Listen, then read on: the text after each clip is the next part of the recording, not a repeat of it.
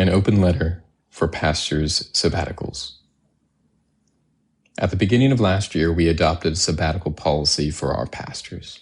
After completing 6 years serving as pastors, Pastor Brett will plan to take a sabbatical this summer and Pastor Zach this fall. This is not a vacation. A professor uses a sabbatical in order to become a student again with an extended time away from teaching. Similarly, our pastors are to receive their sabbaticals in order to feed their own souls with an extended time away from feeding the church. When I was at the Serious Joy Pastors Conference a few weeks ago, I had the pleasure of meeting a pastor visiting from England. He and his wife were both attending the conference at the start of his 3-month sabbatical. I asked, "What does your church require of you during your sabbatical?" His answer, that we, he and his wife, conduct ourselves in a godly manner. Beyond that, nothing is required. What a lesson there is for us in this answer. There is something in our American culture that emphasizes work at the expense of rest. We want to live with a proper view of work and rest. This is one way we seek to better learn the lessons of rest. The purpose of this sabbatical policy is to promote the spiritual health of our shepherds by granting them an extended break from normal ministry for their enrichment, rest, renewal, and personal growth. We do not want pastors to burn out. We do not want pastors to neglect their own souls. Instead, we want to bless our pastors and promote their longevity in the ministry and at our church.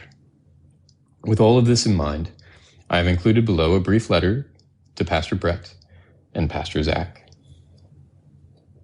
Pastor Brett and Pastor Zach, on behalf of Westview, I want to express gratitude to God for your work in the ministry of word and prayer these last 6 years. We thank God for you both. As an expression of our love for you and your work among us, we want to bless you with an extended time away from the day-to-day concerns of ministry, with a desire for you both to be refreshed and enriched. I and the other pastors want to exhort you in the following things. Strive to enter God's rest. The author of Hebrews warns what it is that makes people unable to enter God's rest. They were unable to enter because of unbelief. Hebrews 3:19. Use this time to strengthen your belief, to be refreshed by the living and active word, and to look to Jesus, the founder and perfecter of your faith. Hebrews 12:2. Seek the presence of God. My presence will go with you, and I will give you rest. Exodus 33:14. Rest is not something that can be taken.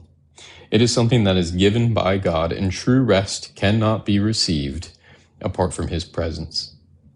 The Sabbath is different from the other days of the week, not only due to the lack of work, but also because of its emphasis on the Lord's presence. Let this be the refrain of your sabbatical, to be earnestly seeking the presence of the Lord. Entrust the church to her chief shepherd and your fellow pastors. Westview Church belongs to Jesus. He is our head. He is our chief shepherd. We are his church. Let this truth lift the burden of ministry from your shoulders during your sabbatical.